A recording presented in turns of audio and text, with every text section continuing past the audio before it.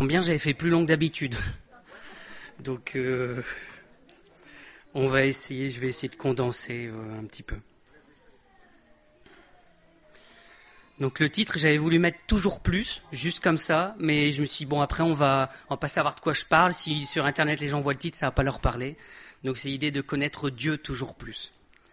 C'est la suite de ce que j'ai prêché au mois d'août et de ce que j'ai prêché au mois de septembre, en fait. Le Seigneur, il travaille, il continue de travailler. Je continue à vous en parler, et voilà. Donc j'avais parlé au mois d'août de ce verset-là, Psaume 42, versets 1 et 2. Comme une biche soupire après des courants d'eau, ainsi mon âme soupire après toi, ô Dieu. Mon âme a soif de Dieu, du Dieu vivant. Quand irai-je et paraîtrai-je devant la face de Dieu? Donc j'avais insisté sur le fait, comme le dit ce verset, d'avoir faim et soif de Dieu. Et c'est ça qui nous différencie en fait des autres religions. On ne cherche pas quelque chose pour nous, on cherche Dieu dans notre vie.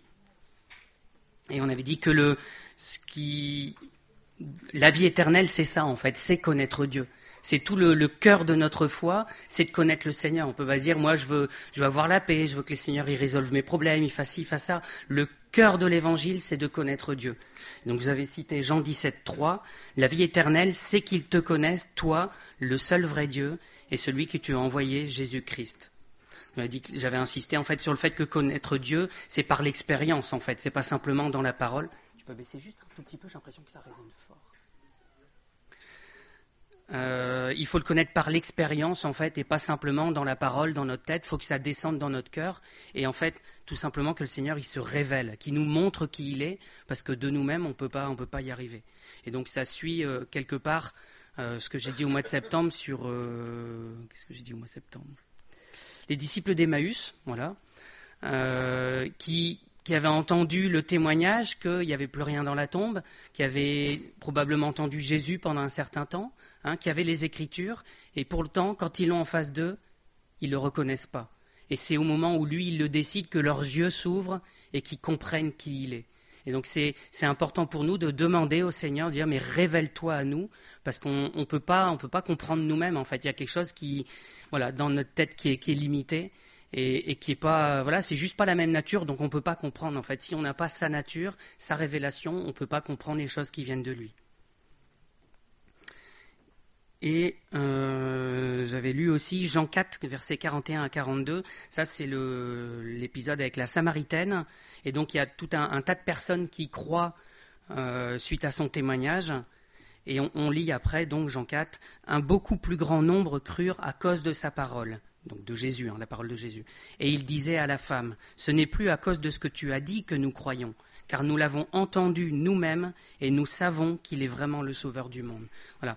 Encore une fois, ils avaient entendu les choses de Dieu, mais là, ils l'ont rencontré pour du vrai, et du coup, ils ont compris qui il était. Alors, Dieu, il va habiter avec son peuple.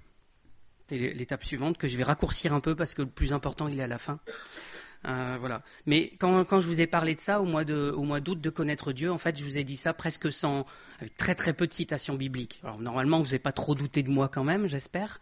Mais voilà, je voulais revenir sur quelques versets qui sont importants et surtout, on va passer du temps là maintenant et la fois prochaine sur des exemples dans la Bible en fait, parce que finalement, quand on voit la vie des gens, la vie des patriarches, de ceux qui ont connu Dieu dans la Bible, il y avait quelque chose de très très profond en fait dans la connaissance de Dieu pour la plupart. Et je veux prendre ces exemples-là et voilà nous mettre au défi de connaître Dieu aussi bien que ces personnes-là, voire mieux. Parce qu'il y a des exemples, c'est l'Ancien Testament, donc on peut faire mieux.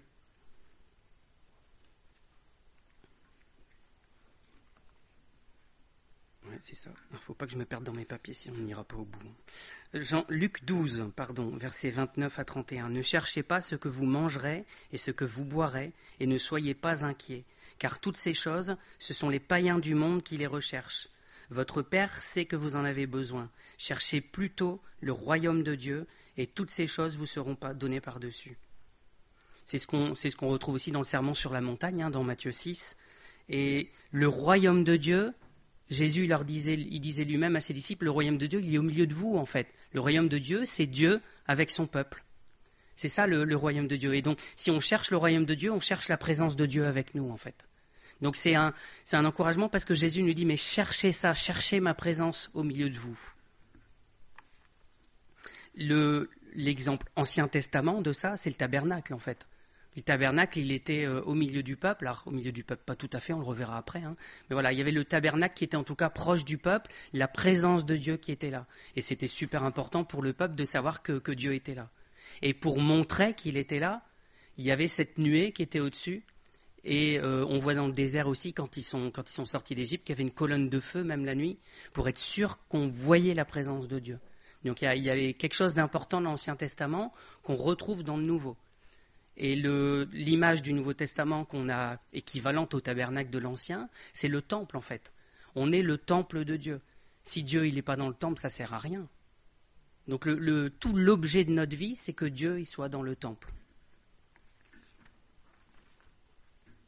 Exode 25 et Exode 29, « Ils me feront un sanctuaire et j'habiterai au milieu d'eux. » Et donc il répète en Exode 29, 45, « J'habiterai au milieu des enfants d'Israël et je serai leur Dieu. » C'est le cœur de Dieu d'être au milieu de nous, qu'on bénéficie de sa présence en fait.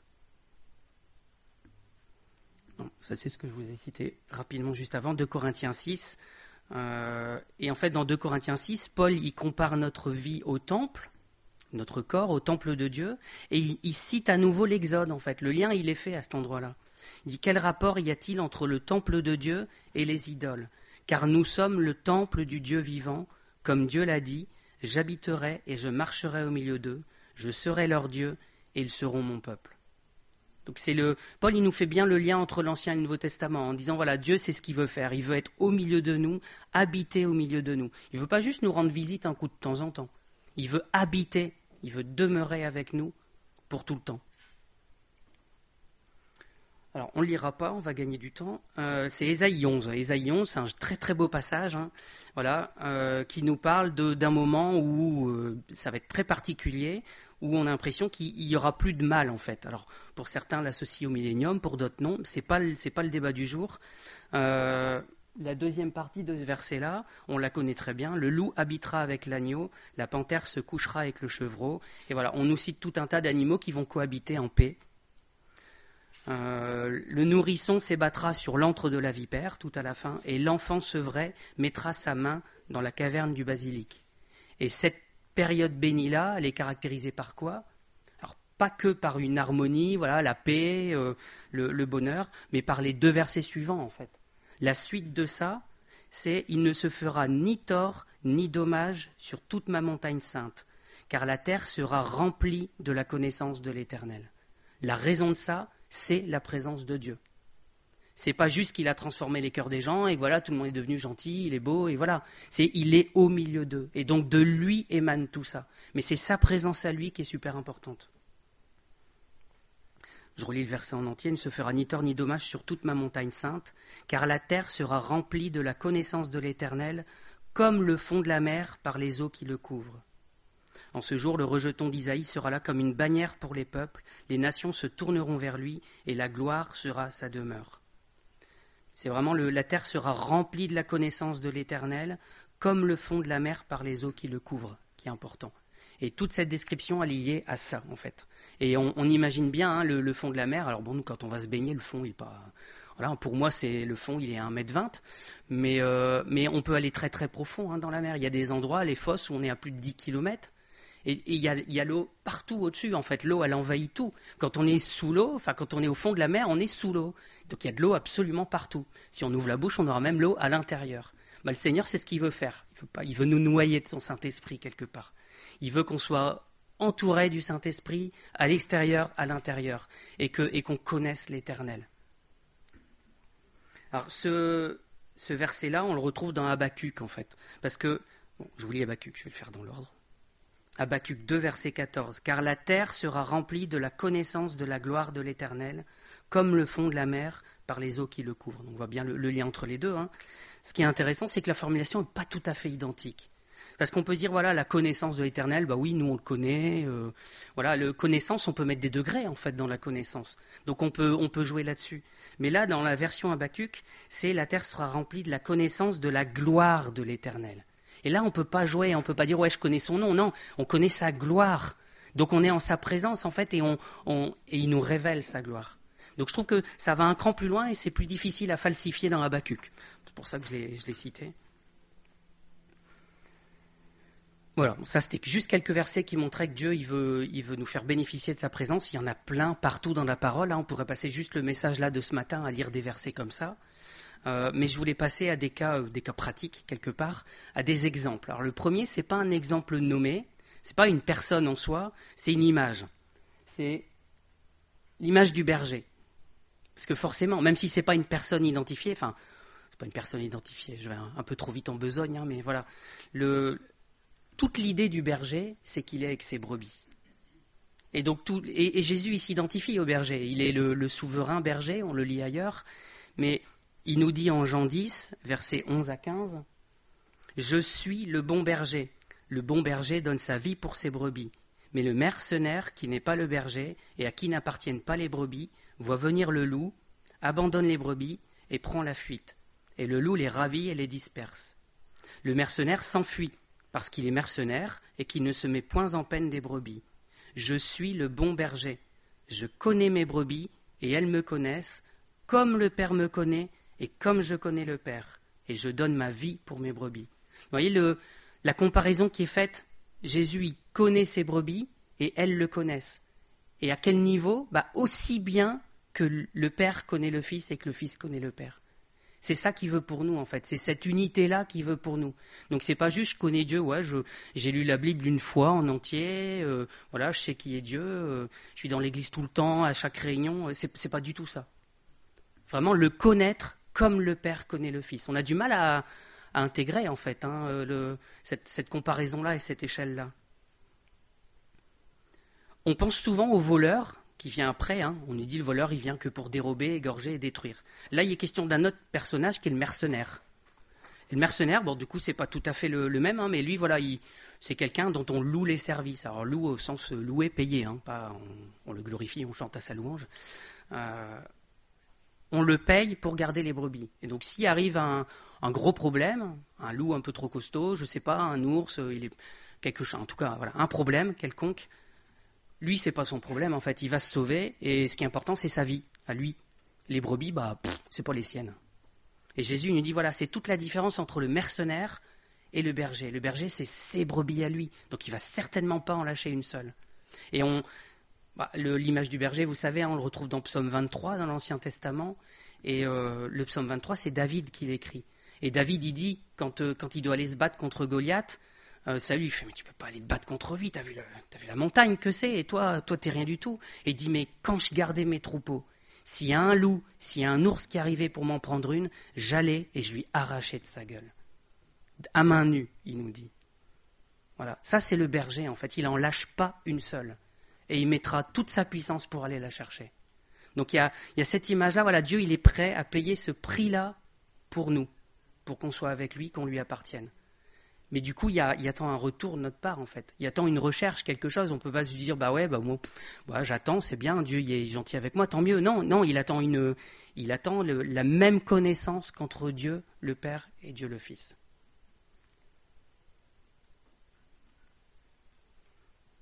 On repart en arrière dans Jean 10, en fait, versets 2 à 4. Celui qui entre par la porte est le berger des brebis. Le portier lui ouvre et les brebis entendent sa voix. Il appelle par leur nom les brebis qui lui appartiennent et il les conduit dehors.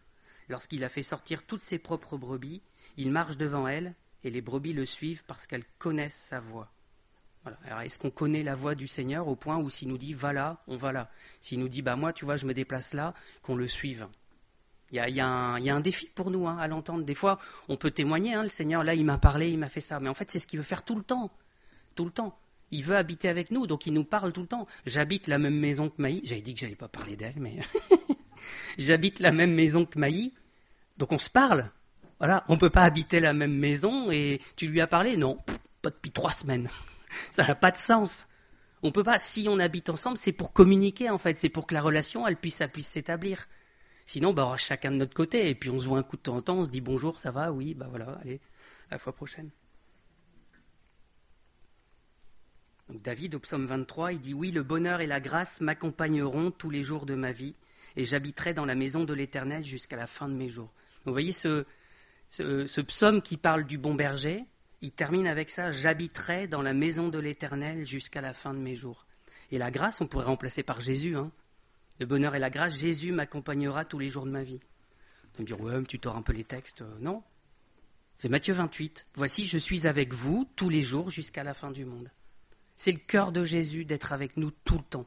Et nous, je pense que souvent, on se prive de ça et on se réserve des créneaux. Voilà, le matin, je prie, je lis, je suis dans la présence du Seigneur. Et puis, voilà. Puis le soir, je prie, je suis dans la présence du Seigneur. Mais non, le Seigneur, il veut pas ça. Alors malheureusement, dans notre vie réelle, c'est un peu ça avec notre épouse. On est obligé de partir, aller travailler, rentrer. Donc il y a des moments où la communication est coupée. Mais le Seigneur, lui, il n'y a pas ça avec nous. Il veut passer son temps complet avec nous, toute la journée. Alors deuxième exemple, c'est celui de Job. Job 1, verset 1, ça nous dit qui il avait dans le pays d'Uz un homme qui s'appelait Job, et cet homme était intègre et droit. Il craignait Dieu et se détournait du mal.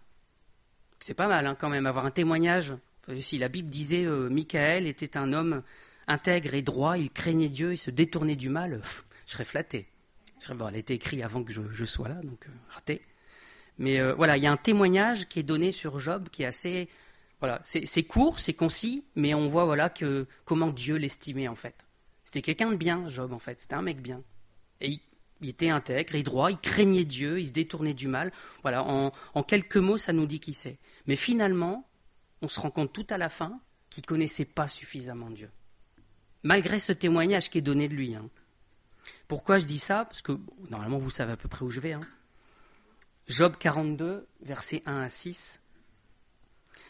Donc c'est un dialogue en fait entre Job et Dieu. Job répondit à l'Éternel et dit « Je reconnais que tu peux tout et que rien ne s'oppose à tes pensées. » Alors nous on n'a pas les découpages, mais normalement c'est Dieu qui dit « Quel est celui qui a la folie d'obscurcir mes desseins ?»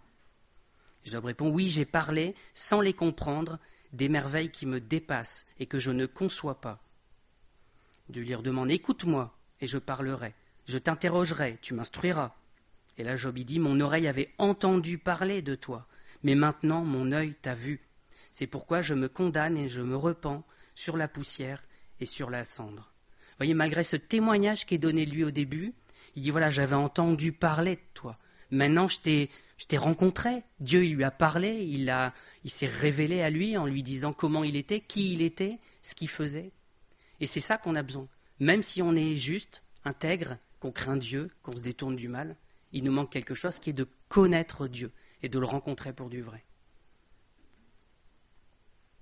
Alors juste au passage, notez que pour en arriver là, Job, il a tout perdu. Et en fait, on va voir au fur et à mesure des exemples que c'est souvent une règle, en fait. Pour connaître le Seigneur, pour l'obtenir, je mets des guillemets, pour l'obtenir, en fait, il faut qu'on lâche tout le reste.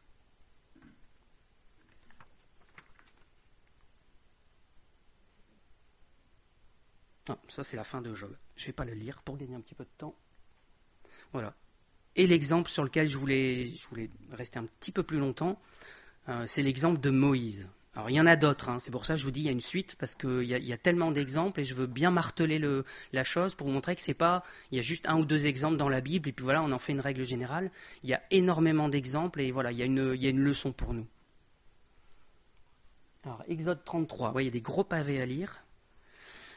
Moïse prit la tente et la dressa hors du camp à quelque distance. Vous voyez qu'elle n'était pas tout à fait dans le camp en fait. C'était pas au milieu du peuple, c'était obligé d'être à une certaine distance.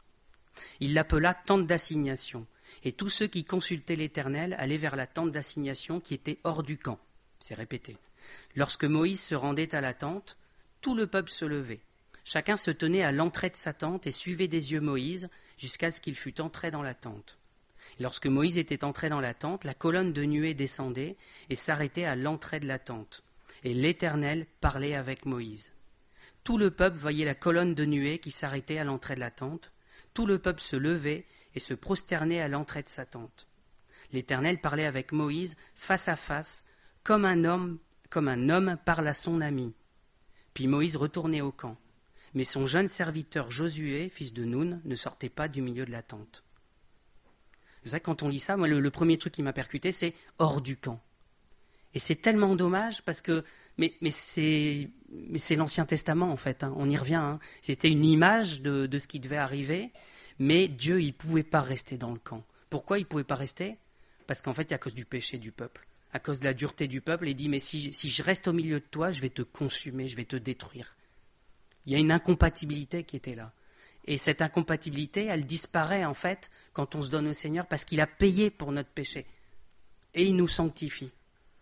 Et c'est pour ça qu'après, il peut habiter en nous. On est obligé de passer par cette étape où on demande pardon au Seigneur. Et vous voyez que, j'ai pas insisté, mais Job, c'est aussi ce qu'il a fait. Quand Dieu il s'est révélé à lui tout à l'heure, il dit, je reconnais que je savais rien en fait. Et c'est pourquoi je me condamne et je me repens sur la poussière et sur la cendre. Si le Seigneur il se révèle à nous, alors on passe nécessairement par cette étape où on se rend compte de notre péché, de notre saleté, et qu'il ne peut pas habiter au milieu de nous. Et là, il nous sanctifie, il nous nettoie, et après, il peut venir. C'est tout l'objectif, c'est ça, c'est qu'il vienne au milieu de nous. Du coup, c'est triste parce qu'il y avait cette tente, Moïse qui y va, et puis les gens, qu'est-ce qu'ils font ? Ils se mettent à l'entrée de leur tente, et puis ils le regardent aller là-bas, et puis ils se prosternent depuis leur tente. Mais c'est tellement triste de dire, mais ils auraient pu tous y aller et puis bénéficier de la présence de Dieu, mais non, ils restaient loin et puis ils regardaient Moïse qui avait cette expérience-là.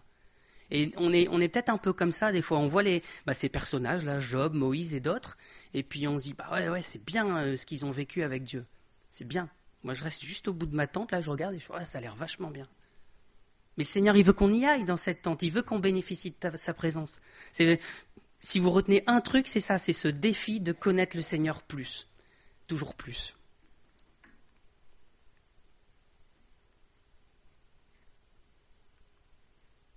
En Hébreux 13, les corps des animaux dont le sang est porté dans le sanctuaire par le souverain sacrificateur pour le péché sont brûlés hors du camp.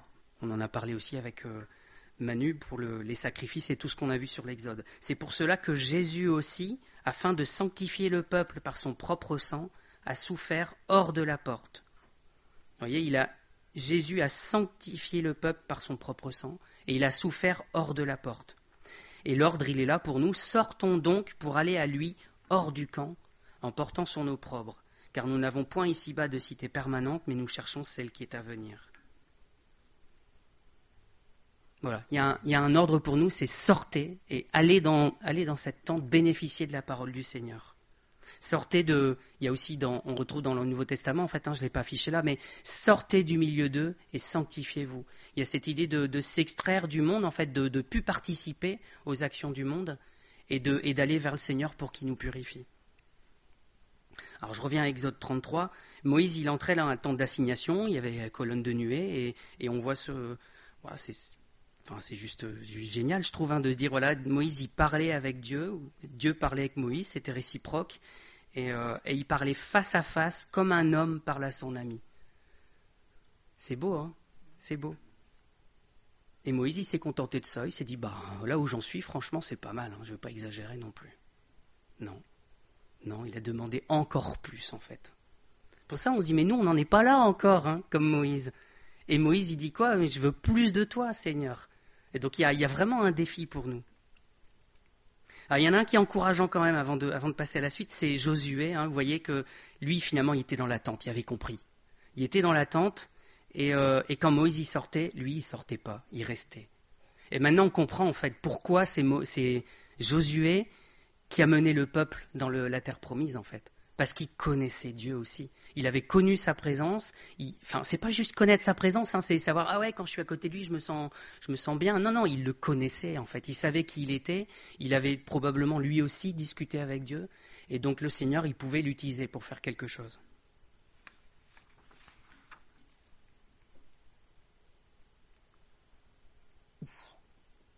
Non, mais ça, c'était pour Josué. Donc, hop, on le lit pas. Exode 33. Ouais. Exode 33, versets 12 à 17. Moïse dit à l'Éternel, « Voici, tu me dis, fais monter ce peuple, et tu ne me fais pas connaître qui tu enverras avec moi. Cependant, tu as dit, je te connais par ton nom, et tu as trouvé grâce à mes yeux. Maintenant, si j'ai trouvé grâce à tes yeux, fais-moi connaître tes voies. Alors je te connaîtrai, et je trouverai encore grâce à tes yeux. » C'est génial, je trouve cette demande de Moïse. Je dis, nous, on s'arrêterait là, on se dirait, voilà, je connais le Seigneur, mais plus, j'ai besoin de te connaître plus. C'est épatant de voir Moïse qui dit, mais j'ai besoin de connaître tes voies. J'ai besoin de connaître tes voies. Mais pourtant, il a quand même mené le peuple en sortie d'Égypte. Il a été là pour toutes les plaies aussi. Il a parlé au peuple de la part de l'Éternel. Il l'a conduit dans la mer Rouge. Et il dit, j'ai encore besoin de te connaître, Seigneur. Considère que cette nation est ton peuple. L'Éternel répondit, je marcherai moi-même avec toi et je te donnerai du repos. Là aussi, ça pourrait lui suffire. Il dit, qu'est-ce que tu vas envoyer avec moi ? Je vais venir moi-même avec toi, lui dit le Seigneur. Bon, ok, c'est bon, merci Seigneur, ça me va. Non, il ne s'arrête pas là. Moïse lui dit, si tu ne marches pas toi-même avec nous, ne nous fais point partir d'ici. Comment sera-t-il donc certain que j'ai trouvé grâce à tes yeux, moi et ton peuple ? Ne sera-ce pas quand tu marcheras avec nous, quand nous serons distingués, moi et ton peuple, de tous les peuples qui sont sur la face de la terre ? L'Éternel dit à Moïse, je ferai ce que tu me demandes, car tu as trouvé grâce à mes yeux, et je te connais par ton nom. Est-ce que Dieu il peut dire ça de nous ? Je te connais par ton nom. C'est pas juste je connais ton nom, hein. Je te connais par ton nom. C'est toute une symbolique le nom dans la parole. Et là, c'est un témoignage de Dieu qui dit Moïse, je te connais. Et ça tranche avec ce qu'on voit dans le Nouveau Testament où les gens qui font oui Seigneur, Seigneur, j'ai fait ci, j'ai fait ça, j'ai fait plein de trucs pour toi. Et le Seigneur il répond mais dégagez, je vous connais pas. Je vous connais pas. On peut pas prendre ce risque-là en fait. Et Moïse, c'est un peu ça qu'il dit. Hein. Comment je vais être sûr que j'ai trouvé grâce à tes yeux ? Il faut que tu sois au milieu de moi, et là je saurai que j'ai trouvé grâce à tes yeux. J'ai dû me remélanger dans mes diapos. C'est la suite que je ne vous ai pas passée, mais personne n'a réagi. Donc si j'ai trouvé grâce à tes yeux, ouais. Donc Moïse, il savait que le plus important, c'est la présence de Dieu. Et si Dieu il n'est pas avec le peuple, ça ne sert à rien d'aller dans le pays promis. Le pays promis ne sert à rien si Dieu n'y est pas. Et là, je pense toujours aux témoins de Jéhovah, hein, qui, pour la plupart, avant, il y en a 144 000 qui sont élus, hein, mais il y a toute la foule. Et pour beaucoup, quand on discute avec eux, ils disent, moi, ça me va d'être dans la foule, je vais être sur terre, dans le bonheur, avec ma famille, voilà, tout sera bien. Mais sans Dieu, bah ouais, Dieu, il est avec les 144 000 en haut, mais moi, je serai quand même dans le bonheur. Comment on peut imaginer un bonheur sans Dieu ? C'est pas du tout ce qui est dans la parole.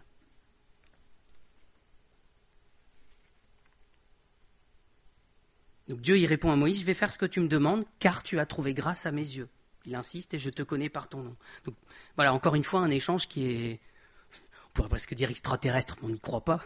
Mais voilà, c'est fou de voir ça, quoi. Moïse, c'est vraiment ça dépasse notre entendement dans la connaissance du Seigneur.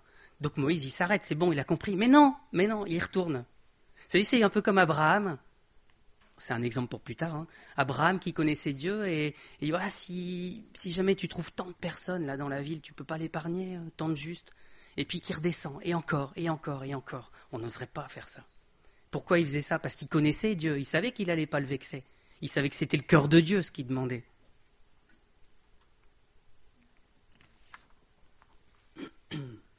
Exode 33, toujours la suite, hein, on est en train de dérouler Exode 32-33.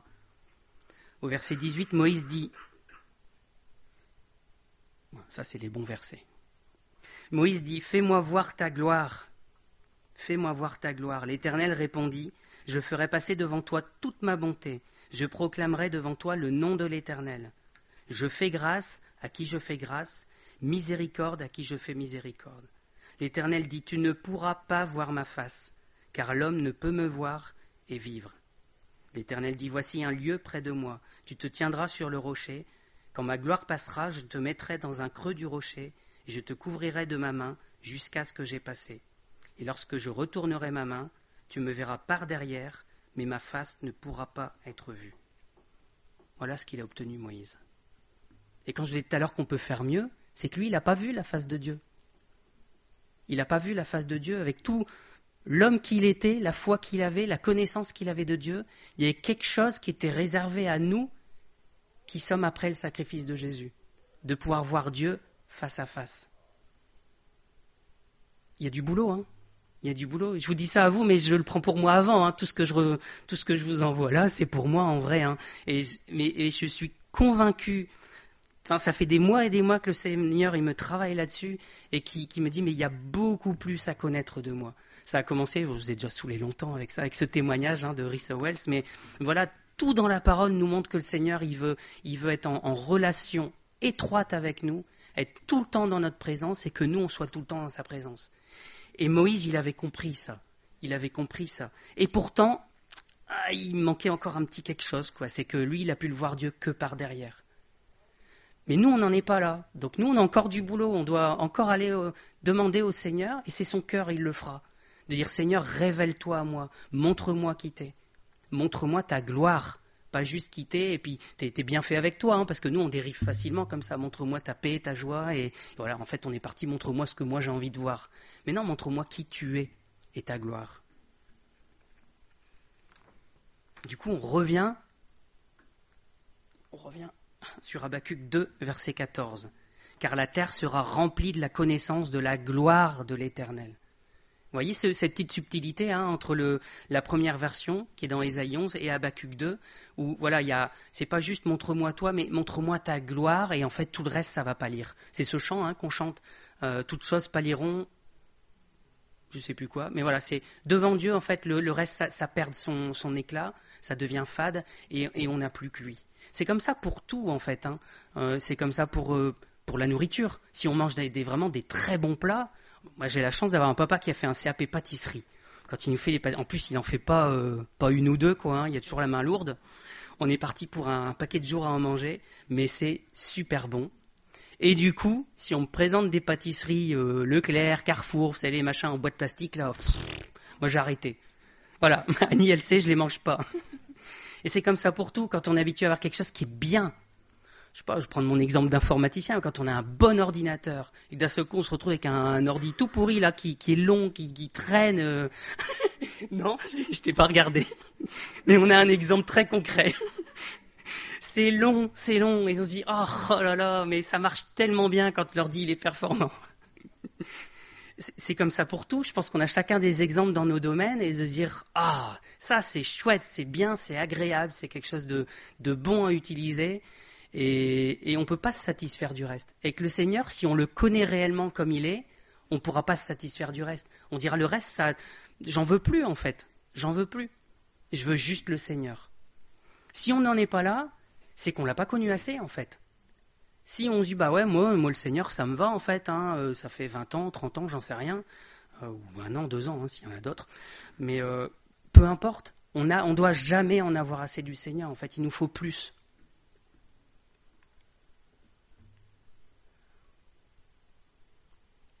Donc Dieu, il répond favorablement à cette demande de Moïse, parce que c'est son cœur d'être avec Moïse, c'est son cœur de se révéler. Donc c'est un encouragement pour nous, si on lui demande, il va se révéler, il va le faire. C'est sa volonté, il ne peut pas ne pas faire sa volonté. Et suite à ça, je n'ai pas pris les versets, mais on voit que Dieu, quand il s'est révélé à Moïse, il lui a donné l'étape de la loi. Et en fait, suite à ça, Dieu il va renouveler son alliance avec Moïse. Alors ça reste la loi, quelque part. Mais je pense que c'est un signe pour nous aussi, quand le Seigneur se révèle à nouveau à nous. Et je ne dis pas qu'on ne l'a pas connu, attention, parce que je réfléchis en même temps. Je ne dis pas personne n'a connu le Seigneur et voilà, on a tous raté. Non, on connaît le Seigneur jusqu'à un certain point, vous voyez, comme Moïse. Comme Moïse, moi je n'ai pas cette prétention-là. Voilà, on connaît le Seigneur, ça peut aller très très loin, comme Moïse, mais il y a plus encore. Donc il ne faut pas qu'on s'arrête là. Et quand le Seigneur il se révèle une nouvelle fois à nous, c'est un peu comme s'il renouvelait son alliance avec nous, comme s'il nous rafraîchissait, il nous fait du bien, et c'est là où il nous utilise pour faire quelque chose. Vous voyez, on a vu Josué juste avant, et Moïse, il va conduire le peuple à nouveau, et il sera renouvelé par le Seigneur en fait. Donc cette révélation, elle a l'impact sur nous, et elle a un impact après sur les gens autour de nous, parce que quand Moïse il rencontrait le Seigneur, vous le savez tous par cœur, mais voilà, il brillait en fait. Son visage, il brillait tellement il était impacté physiquement du Seigneur. On a parlé tout à l'heure de la famille où on voit qu'ils sont au Seigneur parce que ça se voit physiquement. Donc quand le Seigneur va se révéler à nous pour la 2e, 3e, xème fois, énième fois, on va forcément avoir un impact, ça va forcément déborder sur les autres en fait.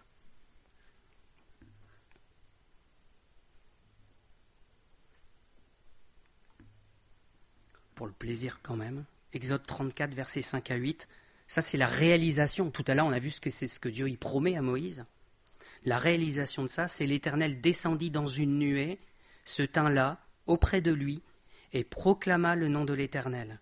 L'Éternel passa devant lui et s'écria, l'Éternel, l'Éternel, Dieu miséricordieux et compatissant, lent à la colère, riche en bonté et en fidélité, qui conserve son amour jusqu'à 1000 générations, qui pardonne l'iniquité, la rébellion et le péché, mais qui ne tient point le coupable pour innocent, qui punit l'iniquité des pères sur les enfants et sur les enfants des enfants jusqu'à la 3e et à la 4e génération.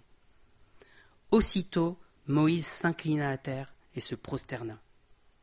Si on veut connaître ce qu'est l'adoration, alors il faut qu'on connaisse le Seigneur en fait. Et là, l'adoration, elle va sortir toute seule en fait, on n'a pas le choix. Il y a la demande de pardon parce qu'on sent qu'on est rien face à lui, qu'on est sale. Et il y a l'adoration de dire, mais Seigneur, maintenant que tu montres qui tu es, je peux te louer, je peux t'adorer. Maintenant, je sais ce que je suis en train de dire.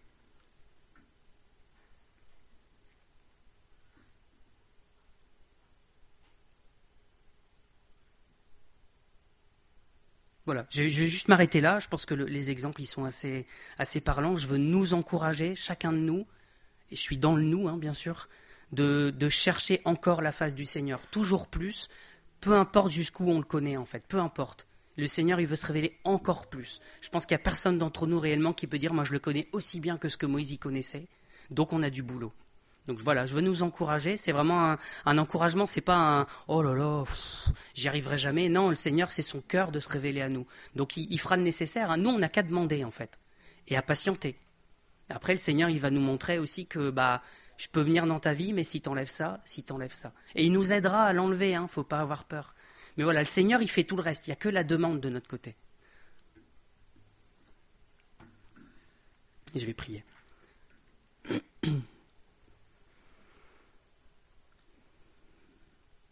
Seigneur, merci pour ton cœur qui est d'habiter avec nous. Tu ne veux pas rester un Dieu lointain comme dans la plupart des religions. Tu veux venir habiter au milieu de nous, Seigneur, au milieu de notre assemblée, au milieu de notre cœur, Seigneur, à chacun. Et Seigneur, l'impact que ça aura quand on aura compris ces choses, intégré ces choses et que tu te seras révélé à nos cœurs une nouvelle fois, Seigneur, ce sera merveilleux. Seigneur, on est reconnaissant de qui tu es. Merci pour cette révélation que tu as donnée à Moïse. Et merci Seigneur de ce que nous avons un accès encore plus privilégié à toi. Seigneur, nous ne nous en rendons pas compte. Je te demande pardon pour ça, Seigneur. Mais je te prie vraiment d'aller au-delà de nos ratés, de nos faiblesses et de te révéler à chacun. Amen.